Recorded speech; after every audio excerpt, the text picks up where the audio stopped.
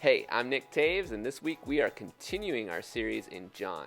We'll be exploring the miracle of Jesus' healing of the man born blind. There's a few things we got to look at in order to really understand what this story is all about.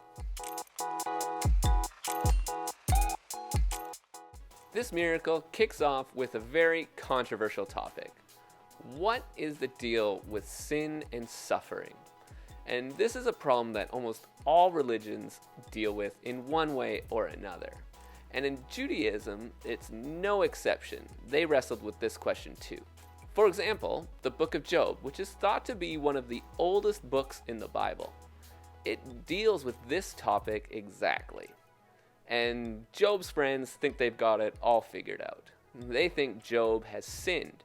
And because Job has sinned, he's now getting punished by God.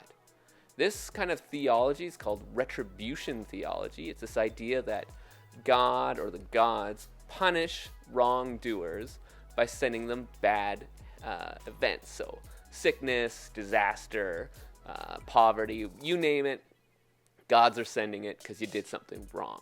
And this theology has some truth to it. In Judaism, you have sin entering the world because of Adam and Eve's disobedience. You have Israel getting kicked out of the land because of their idolatry.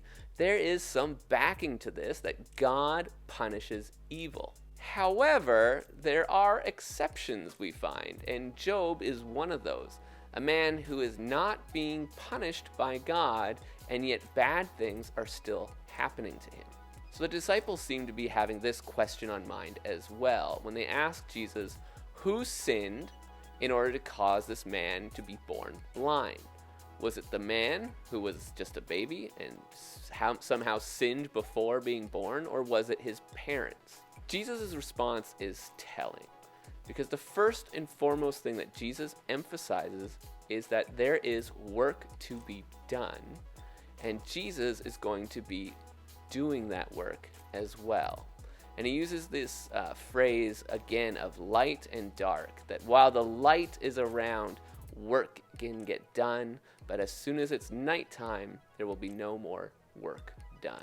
Pretty ominous, but this is where we have to ask ourselves, what did blindness mean back then, and what work was Jesus on about? First, blindness was not just a disease, it was a spiritual symptom that Israel was exhibiting because of their idolatry. We see in Isaiah 44, when God is addressing Israel's idolatry, he decides to make them like the idols they're worshiping.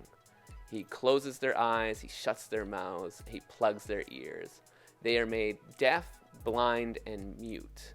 This is the condition of Israel at Jesus' time. It was commonly thought that Israel was in a state of deafness, blindness, and muteness towards God. And continuing in Isaiah 44, God shuts Israel's eyes by smearing mud on them.